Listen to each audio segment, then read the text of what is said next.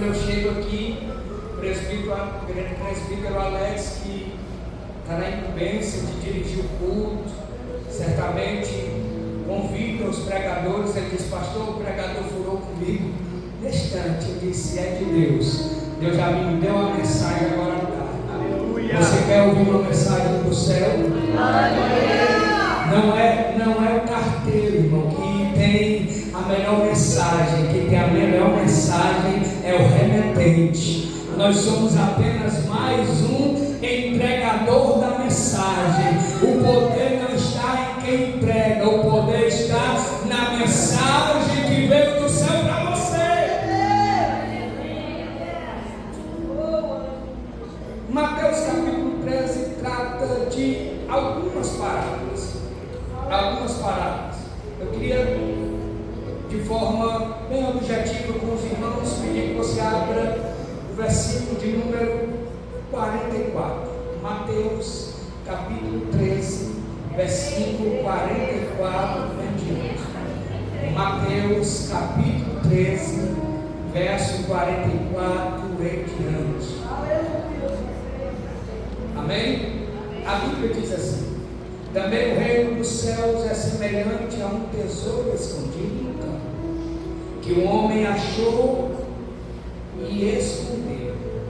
E pelo gozo dele, ele vai, vende tudo quanto tem e compra aquele campo. Verso 45. Outro sim, o reino dos céus é semelhante a um homem negociante que busca boas pérolas. Verso 46. E encontrando uma pérola de grande valor, ele foi, vendeu tudo quanto tinha e comprou. Amém? Amém. Mateus capítulo de número 13 reúne um conjunto de parábolas que o próprio Senhor Jesus expressa de maneira poderosa para trazer uma revelação para os seus filhos, os seus discípulos, os seus servos. A revelação é acerca do reino de Deus. Cada parábola colocada aqui no capítulo 13 traz um aspecto muito poderoso sobre o significado, a importância do reino de Deus. Tomando um breve panorama, nós percebemos que a partir do versículo 1, ele vai falar sobre a parábola do semeador. A parábola do semeador, ela mostra que o reino é semeado nos corações, mas sua frutificação depende da disposição interior de cada indivíduo. A palavra é a semente, a portadora da frutificação do reino no coração do homem. Mas o homem, ele vai realmente confirmar se esse reino vai ser frutífero na sua vida ou não.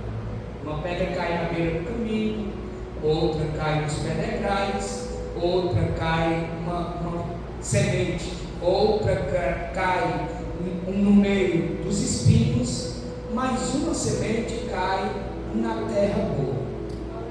Todas as outras 3 sementes, elas tiveram seu prazo de validade. A que estava no meio do caminho, um pássaro veio e levou. A que caiu no meio dos espinhos foi sufocado pelos cuidados da vida e ela morreu. A que caiu no meio dos pedregais, ela começou até a brotar e nascer, mas ela não tinha raiz. O sol veio, ela secou e morreu. Mas a semente que caiu na boa terra, ela frutificou a 30, a 60 e a 100 por um. Eu quero acreditar que não somente eu, mas todos nós que estamos aqui, nós somos essa semente que vai resistir o sol, vai resistir as lutas da vida, mas resistir às tempestades e os intempéries da vida, e vamos frutificar no reino de Deus. Ele continua falando das parábolas e ele fala sobre a parábola do joio e do trigo. A parábola do joio e do trigo, a partir do versículo 24 ao versículo 30 do capítulo 13, revela a coexistência entre justo e ímpios. Mas essa coexistência, ela tem um prazo de duração. Diga comigo: o justo e o ímpio enfrentarão o juízo. Esse é o prazo de validação. Diante do juízo de Deus, os justos receberão aquela frase poderosa do Senhor, dizendo: servo bom e fiel, foste fiel um pouco, sobre muito eu te colocarei. Entra e aproveita, desfruta das benécias do reino de Deus que vos está preparado desde a fundação do céu. O ímpio vai ouvir aquela voz dizendo: apartai-vos de mim, malditos, porque eu nunca vos conheci. Mas também do versículo 31 ao versículo 32 é uma parábola curta, a parábola do grão de mostarda, que também está ligada ao reino. E essa parábola, ela começa com uma representação de um reino começando pequenininho, com uma semente minúscula, mas dependente do tempo, das estações, ele vai crescendo, vai superando e vai se tornando uma árvore poderosa. Essa parábola diz que talvez, assim como eu, você começou muito tímido nesse reino de Deus. Chegou cheio de defeitos, chegou cheio de mania, chegou cheio de pecado, chegou cheio de más intenções, mas se arrependeu, entrou por essa porta, confessou Jesus como seu Salvador. Aí Jesus foi te limpando, foi me limpando, foi nos purificando. Sabe o que é que acontece? À medida que o tempo vai passando, quem vive o reino de Deus, ele vai crescendo. O reino de Deus, ele precisa se tornar tão progressivo na nossa vida conjunta como igreja, mas também progressivo na nossa vida individual. Pastor, não estou entendendo. Você agora faz parte do reino de Deus, e como componente do reino de Deus, você tem um desafio. Pastor, e qual é o desafio? O desafio é você ser um servo do reino que cresce dia após dia. Mas também temos a parábola do fermento no meio da massa, que vai no versículo 32. Uma parábola curta, mas que vai demonstrar para nós a influência transformadora do reino de Deus. E de forma didática, eu queria que você repetisse para esse irmão que está ao seu lado. Diga: o reino de Deus, precisa te influenciar. Nós, como servos de Deus, meus irmãos, como servos de um reino poderoso, precisamos ter uma influência transformadora desse reino em nossa vida. Só que essa parábola tem um detalhe. As irmãs que já mexeram com fermento sabem muito bem, vão saber muito bem esse detalhe. O fermento, ele é um produto colocado na massa e que ele desaparece. Não é verdade? Ninguém consegue perceber o fermento depois que ele é misturado na massa. Mas o grande detalhe do fermento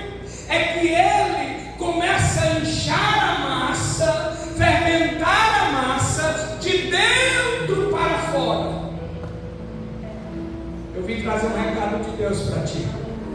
Você faz parte do reino de Deus. Você precisa começar a crescer no seu interior, dentro da sua vida, nas suas emoções, na sua alma. Você precisa ser influenciado pelo reino de Deus. Aleluia! O reino de Deus não pode só influenciar a sua vida exterior. O reino de Deus não pode apenas influenciar a sua estética, como esse menino lindo do pai, cheiroso, maravilhoso, que está aqui com uma gravata tão abençoada, está lindo. Mas o reino de Deus não é só essa roupa que nós viemos no culto. O reino de Deus não é só a melhor sandália ou sapato que nós escolhemos para estar na presença de Deus. O reino de Deus começa quando nós saímos de casa dizendo: hoje eu vou adorar o Rei dos Reis, o Senhor dos Senhores.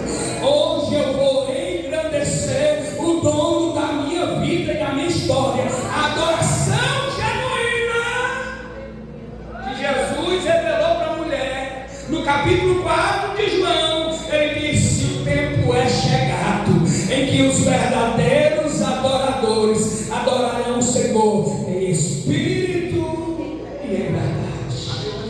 Por que não em verdade e em espírito? Porque começa dentro. O fermento, ele começa a sua ação dentro de nós. Quem muda só fora e não muda dentro, não experimentou o reino. Ele parece crente, ele parece súdito, ele parece servo do reino, mas ele não tem a alegria do reino, ele não tem a esperança do reino, ele não tem o gozo do reino do Senhor. Quando sente a alegria do reino de Deus na sua vida? E por fim, a parábola do versículo 37 e 50 ao 50, a parábola da rede lançada ao mar. E aí nós voltamos na parábola que nós queremos trazer para você. A rede lançada ao mar representa um julgamento final, quando os verdadeiros filhos de Deus serão separados do mundo. Quando o peixe é pescado e de repente ele é levado para uma escolha de quem passou no crivo de ser cidadão do reino de Deus ou quem não passou. Meus irmãos, o amor de Deus chama a todos, mas a justiça de Deus está sobre os obedientes ao reino. O amor de Deus abraça a todos. A misericórdia de Deus alcança todos no mar, mas a bondade justa do Senhor, ela tem repousado sobre aqueles que têm se submetido ao reino de Deus. E quando nós chegamos na parábola, nessas duas parábolas que nós lemos com os irmãos, nós percebemos que essas parábolas, elas falam fortemente ao nosso coração. Ambas as parábolas enfatizam um valor imensurável do reino de Deus. Uma mostra um homem que encontra um tesouro, ele esconde esse tesouro lá no campo, volta, se desfaz de tudo que tem e compra aquele tesouro. Mostra outro homem que é negociador de pérolas preciosas. E de repente ele acha aquela que mais brilha aos seus olhos. Ele volta, vende tudo quanto tem para comprar aquela pérola que para ele é a mais preciosa. Essa parábola, ela fala e enfatiza para nós do valor desse reino e ao mesmo tempo da renúncia desses dois homens para alcançar esse reino.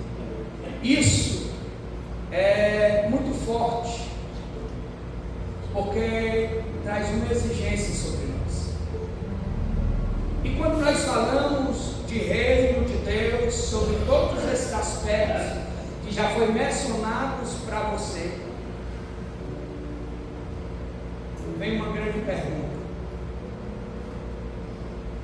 o reino de Deus é realmente um tesouro para você e para mim? Estar na presença de Deus, sentir a graça de Deus, realmente é para você um verdadeiro tesouro?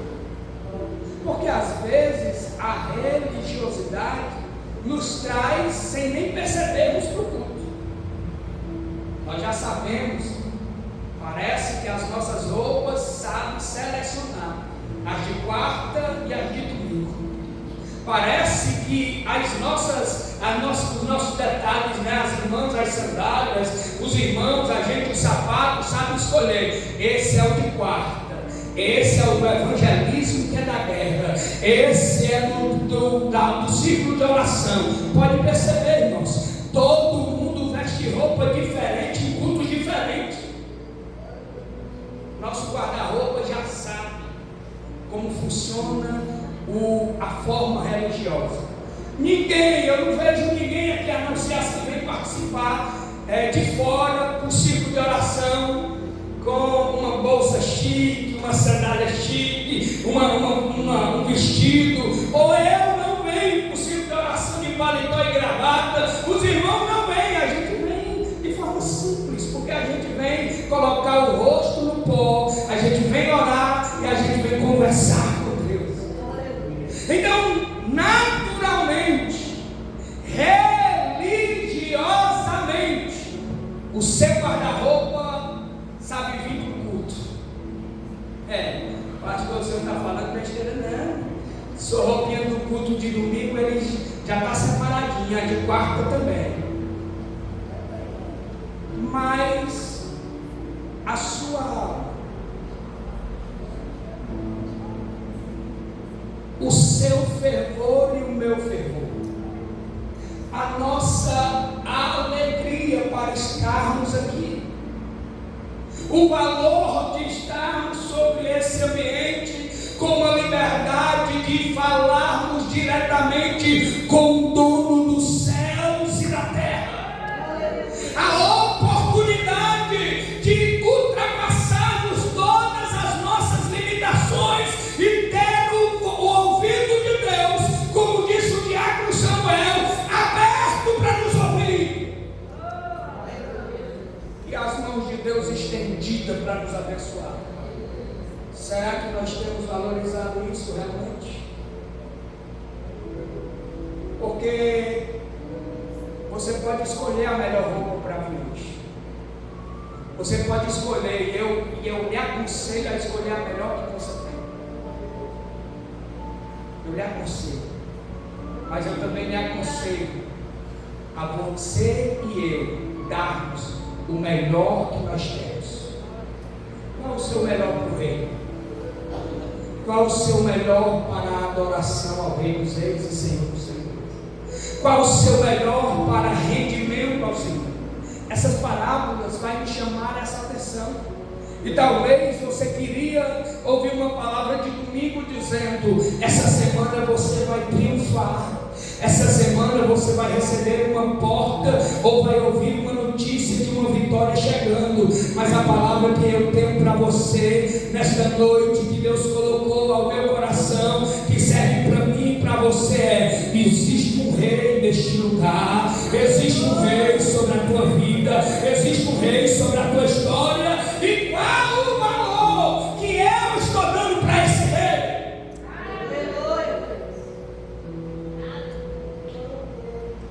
Sabe por quê? Porque o tesouro do reino, diga assim, o tesouro do reino, é um valor que exige tudo.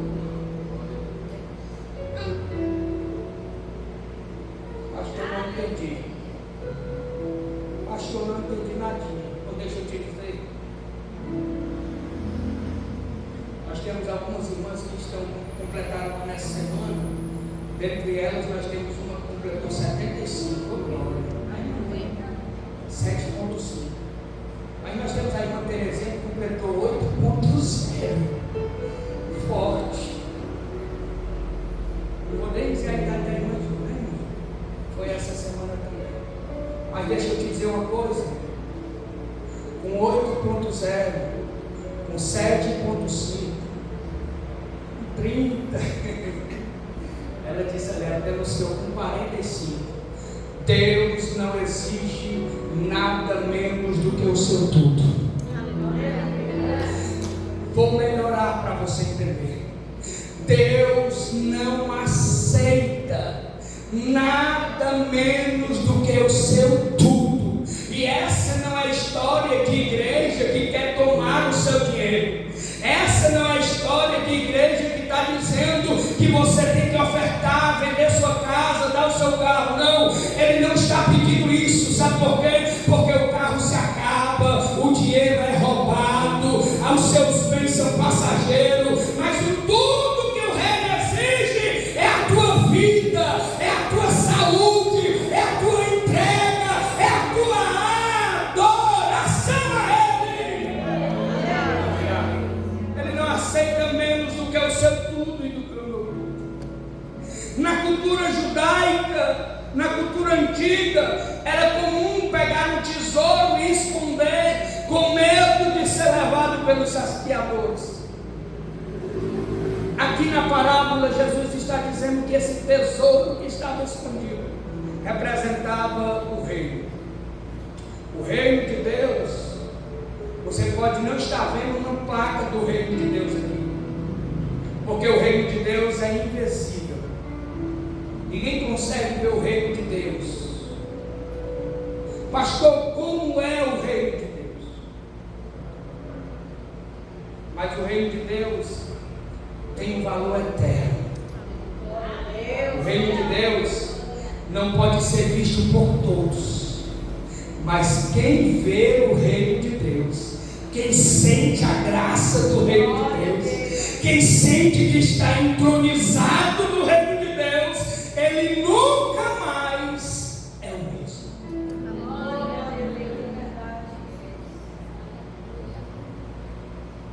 Paulo, um grande escritor, ele diz que o reino não é uma religião,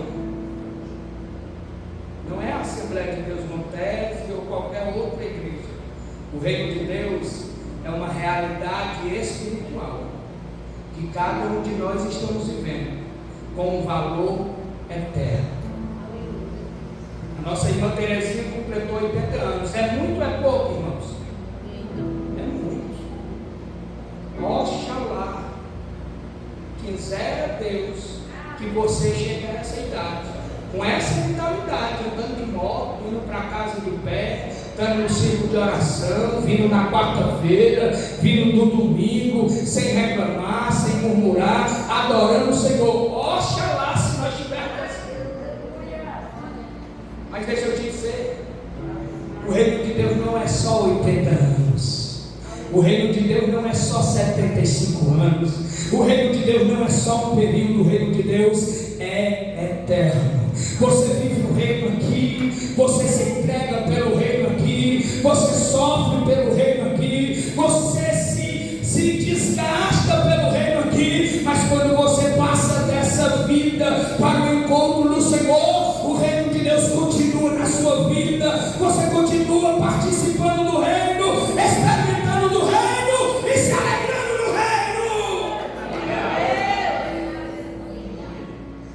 O homem que encontra esse tesouro, no versículo 44, ele é um homem que toma uma atitude que nem todos estão disponíveis ou corajosamente influenciados a tomar. Ele toma a atitude de largar o seu tudo, se desfazer do seu tudo pelo reino. Eu queria ser bem sincero com você. Eu queria ser o mais sincero possível com você. Eu queria começar lhe perguntando: o que é que você tem nesta vida de maior valor? Pastor, eu trabalhei muito, eu tenho um carro bom, tenho uma casa boa. Pastor, eu sou uma pessoa muito amorosa com minha família, e a minha família é o meu maior tesouro. Pastor, o meu maior tesouro é a minha saúde. O meu maior tesouro é esse. Pense, qual é o seu maior valor? Patrimônio, tesouro.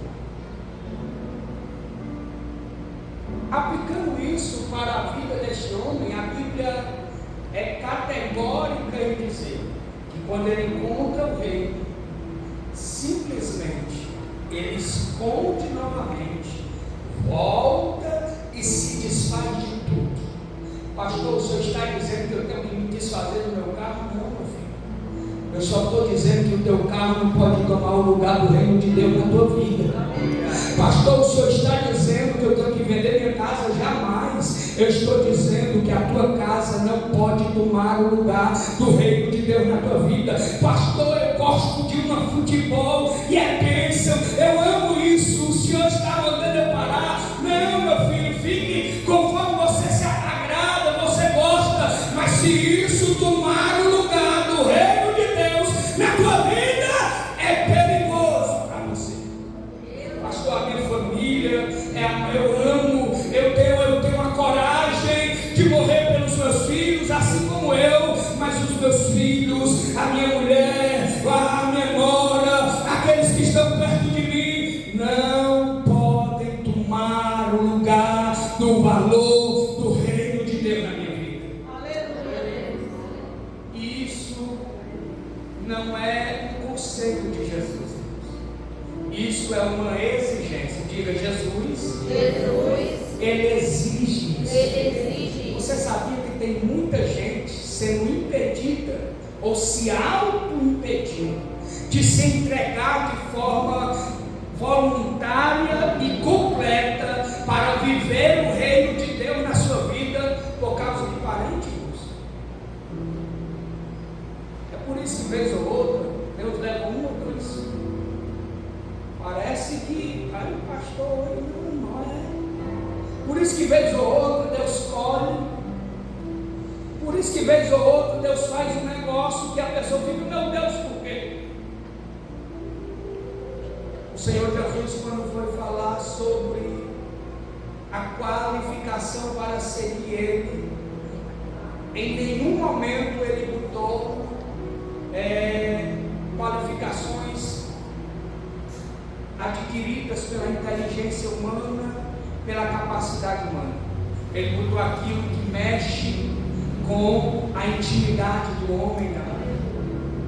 Ele não bota nem bens, porque um carro que você hoje perde, amanhã você tem outro. Ele diz: quem quer vir após mim? Não é tome a sua cruz. Porque às vezes a gente quer se abraçar com a cruz, mas permanecer com aquilo que a gente gosta. Às vezes a gente quer se abraçar com o reino, fazer para o reino, trabalhar para o reino e permanecer com tudo aquilo que toma o lugar do reino na nossa vida. Ele diz: quem quer vir após mim, negue a si mesmo. Pastor, é duro? É. Pastor, o que é negar a si mesmo?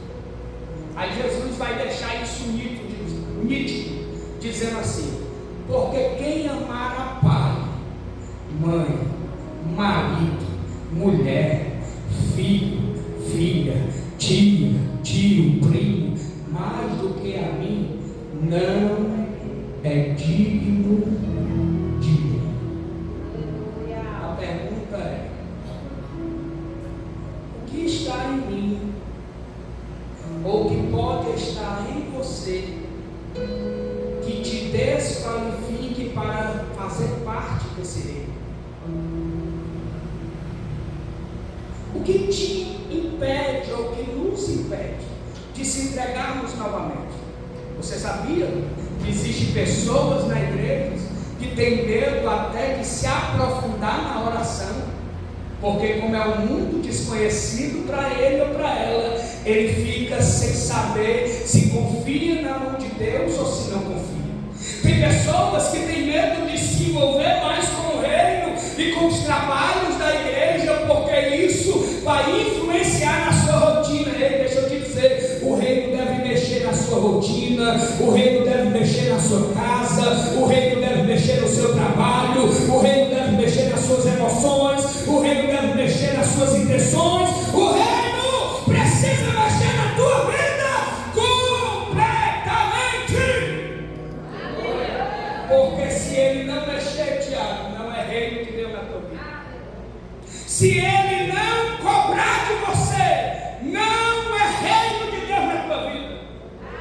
ser religiosidade.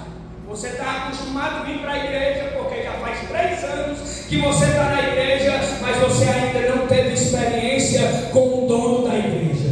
Você não teve experiência com o dono dos céus e da terra. E Jesus está dizendo para nós: não é só entrar por essas portas, é ser inundado pela presença de Deus. Até quando você vem para o primeiro culto, vem para o segundo, vem quando dá certo, vem quando você está disponível. Quer entrar por aqui, sair do mesmo jeito? Ei, Jesus quer algo a mais com você. E isso é um valor poderoso. Sabe por quê? Strong diz que Jesus mostra nessa parábola que o reino de Deus exige uma decisão radical. Diga assim: o reino decide uma decisão minha. Porque a gente gosta de botar os outros para tomar as decisões radicais. É minha. E que decisão radical é essa, pastor?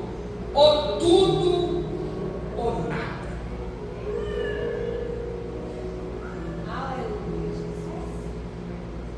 Se você não estiver disposto a deixar Jesus mudar o que você precisa ser mudado, não é decisão radical.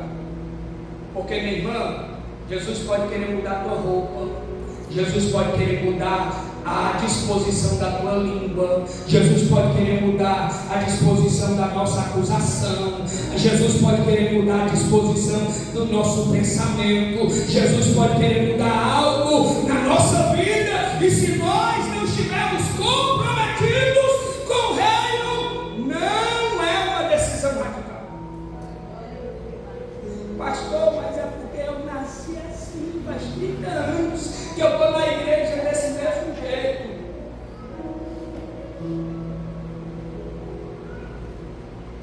Vamos lá, irmãos, para nós terminarmos. O valor incomparável do reino. Lucas no capítulo 17, eu queria que você colocasse aí. Lucas capítulo 17, versículo de número 20. Olha o que diz aí, ó. Lucas 17, 20, a igreja, por favor, lê comigo. Lucas capítulo 17, verso de número 20. Vamos lá? 1, 2, 3. E interrogado pelos fariseus sobre quando havia de vir o reino de Deus, respondeu e disse: o reino de Deus não vem com aparência exterior. Jesus olha para eles: meu filho, se você estiver esperando uma luz brilhante, radiante, uma pessoa montada no cavalo com uma coroa, dizendo que veio dominar e implantar o reino de Deus, não é essa a aparência do reino de Deus. Porque tem crentes, irmãos, que estão na igreja, aqui não tem não, mas eu estou já me preparando, porque se você encontrar um no meio da sua jornada, tem crente que está cheio de coisa para mudar e fica dizendo: se Deus trouxer uma revelação e me cobrar isso, eu mudo. Olha a resposta de Jesus, verso 21, coloca aí. Verso 21, olha onde está o reino de Deus. Vamos lá? 1, 2, 3. Nem dirão, eu aqui, ou eu ali, porque eis que o reino de Deus está dentro de vós. Posso ser verdadeiro com você? O reino de Deus não é essa coluna. O reino de Deus não é esse microfone. O reino de Deus não é essa caixa. O reino de Deus está aí dentro de você. É Jesus que está dizendo. Por isso que a mudança começa aí. O som pode parar, a caixa pode falhar, mas você está cheio do reino de Deus. Bota aí Romanos capítulo 14, por favor. Verso de número 17. O reino de Deus é a presença do governo de Deus entre nós. O reino de Deus está aí, ó. Então quem está no reino de Deus, por isso que a gente diz, viu, presbítero Sebastião? A gente fala, os irmãos às vezes dizem: pastor, é muito cheio de coisa. Ninguém falou isso, ele vem falar. Crente não se governa. Crente que está no reino de Deus não manda nele mesmo. porque o reino de Deus está nele. Quando você está no reino, quem manda é o súdito ou o rei? Eu sou súdito, eu sou servo. Jesus é rei. Então Jesus tem autonomia e autoridade para mandar sobre a minha vida. Você tem Jesus como seu rei? Você tem Jesus como rei da sua vida? Ele está mandando na sua vida. É Ele que está controlando você. É Ele que está ditando os parâmetros da tua vida. Então você não se governa. Quem governa é Ele. Olha o que diz em Romanos: o reino de Deus. Vamos lá? 1, 2, 3. Porque o reino de Deus não é comida nem bebida, mas justiça e paz e alegria no Espírito Santo. Aleluia. Eu vou deixar de ir para a igreja porque as provas estão grandes, o meu armário está sequinho. Não, eu vou deixar de servir no departamento tal, porque eu estou passando por tribulação. Ei, o reino de Deus não é comida, não é bebida, não é algo exterior, não é algo físico. O reino de Deus parte do interior, é justiça, é paz, é alegria no Espírito Santo. Não existe um súdito do reino de Deus que está com o reino de Deus dentro de si e não tenha gozo, paz, alegria do Espírito Santo, que tem a justiça de Deus na sua vida. E olha a coisa boa, o próximo verso 18. Porque quem nisso serve a Cristo, agradável é a Deus e aceito aos homens. Nisso o que, irmãos? No reino de Deus. Não é talento, é serviço para o reino de Deus. Não é uma capacidade superior a de todo mundo, é serviço no reino. Vamos por último. Abra aí a última referência, Hebreus capítulo 12, verso 21. As características do reino de Deus que nós estamos tratando com você. Hebreus capítulo 12, verso 21. 28. 1, 2, 3.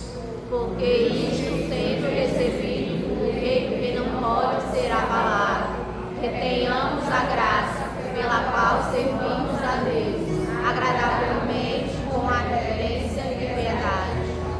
O que é que o escritor aos Hebreus está dizendo? Irmã, você está entronizado em um reino que não pode ser abalado. A política, ela é abalada. A gente está vivendo um período da política que a gente não sabe como vai ser o amanhã. A gente não sabe como vai ser o decorrer da história. Mas a política não é o nosso reino. A segurança pública não é o nosso reino. A falta de médico nos hospitais não é o nosso reino. O nosso reino não é abalado por circunstância, por adversidade, por perigos humanos, por falta de vontade humana. Sabe por quê? Porque o nosso reino é celestial.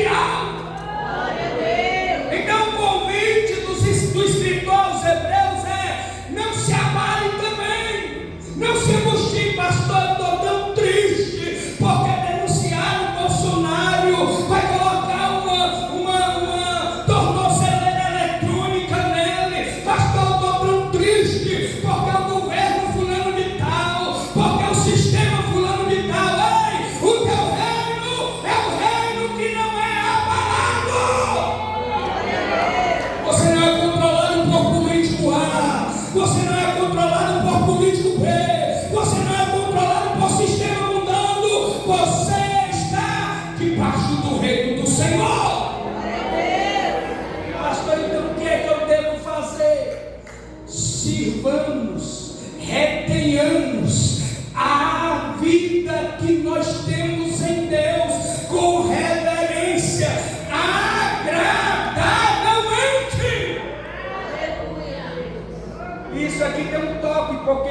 agradavelmente, eu posso não agradar o Abelardo, ou o Abelardo pode não me agradar. Porque se nem Jesus agradou todo mundo, eu tenho consciência que eu muito menos vou agradar. Mas uma coisa eu tenho por certo, que a minha disposição é agradar a Deus. Eu prefiro desagradar aos outros e permanecer agradando a Deus. Eu prefiro os outros não irem com minha cara, e o Senhor está dizendo: servo bom e fiel, continua no pouco que eu vou te colocar no muito. Continua desse jeito, minha irmã. Não vá se entristecer porque olharam para você com cara feia. Não vá se entristecer porque não valorizaram o seu trabalho. Não vá se entristecer porque às vezes não dão ênfase ao que você precisa que dê. Você está no reino de Deus. A sua intenção é agradar a Deus. É ou não é? Quem quer agradar a Deus aí, fica de pé. Para a gente ir para casa. Quiser, vai louvar o hino, porque você precisa fazer uma oração de arrependimento comigo. O missionário chegou numa aldeia. Quando ele chega na aldeia, tem uma jovem da aldeia. A jovem da aldeia tinha um colar conhecido como um colar de miçangas. Coisa barata, de pouco valor. Como as irmãs aqui usam só ouro e prata, você pode até não saber o que é isso. Mas deixa eu te dizer, não sei se você lembra daquele xilito que vinha um anelzinho de plástico. Quem lembra disso? Bem-vindo, você é velho, tem um pastor. Bem-vindo, você faz um pai, você é do tempo que recebia aquele realzinho dentro de um pacote de pipoca. Você é do tempo que ia com R$1 para a mercearia e saía com 10 bombons no bolso ou 15. Hoje só sai com 1 ou 2. Mas o missionário chega na aldeia, viu, irmão Fernando? O missionário chega na aldeia. E aí ele vê uma jovem da aldeia com uma miçanga dessa. Um colarzinho fraquinho desse. E já estava velhinho. Já estava tão velhinho que ele olhou para ela e disse: troca comigo, porque eu tenho um colar novo para você. E ele mostra um colar novo, melhor, de pérolas valiosas realmente.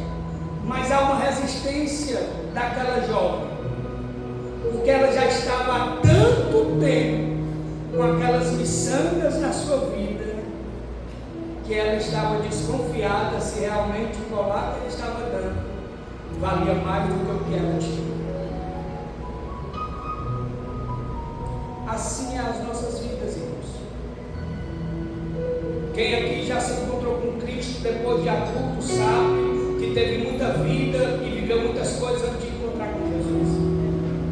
Às vezes nós estamos no reino de Deus de forma física e aparente como essa, e Deus está dizendo: mergulha mais, porque eu tenho mais para você.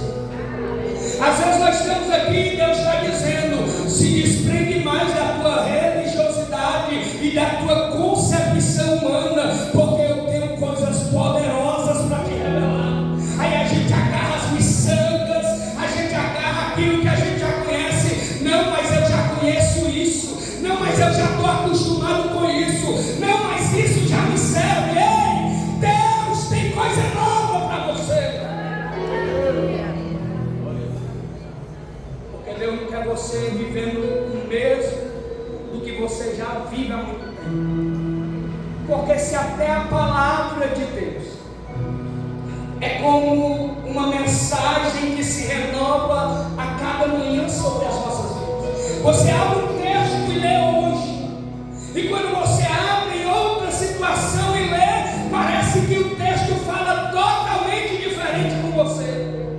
A Bíblia diz que as misericórdias do Senhor, diga comigo, misericórdias. Misericórdias. As misericórdias do Senhor são a causa de nós não sermos consumidos. Você só não morreu ainda porque Deus tem misericórdia de você. Por quê, pastor? Porque as misericórdias do Senhor se renovam a cada manhã e não tem fim. Abelardo, quando tu amanheceu ontem, tinha uma porção de misericórdia sobre a tua vida. Você passou o dia, viveu a sua vida, caminhou na sua família, com o seu trabalho, dormiu, acordou hoje, tinha outra porção de misericórdia sobre você. E você entrou por essa porta, você entrou hoje, mas saiba que amanhã tem outra porção de misericórdia renovada sobre a tua vida. E eu quero te perguntar: tu quer ser a mesma pessoa? Tu quer viver do mesmo jeito? Tu quer entregar para o Senhor a mesma coisa? Se todo dia Ele te entrega coisas novas, Deus poderia te dar só um pouquinho e já ia te servir. Mas Ele faz diferente. Ele te dá hoje, amanhã Ele te dá diferente, depois de amanhã Ele renova de novo, depois de amanhã Ele renova de novo. Aí lá vem o Anderson. Não, tá bom, eu dou para Deus isso aqui e Ele tem que ficar satisfeito. Lá vem você. Tá bom demais, eu dou Ele no domingo à noite e Ele tem que ficar satisfeito.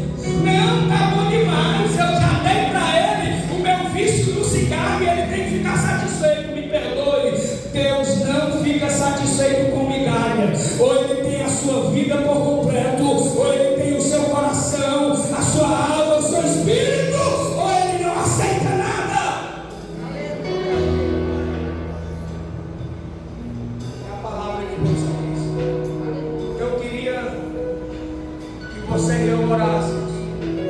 Eu queria que você e eu se rendessem ao Senhor.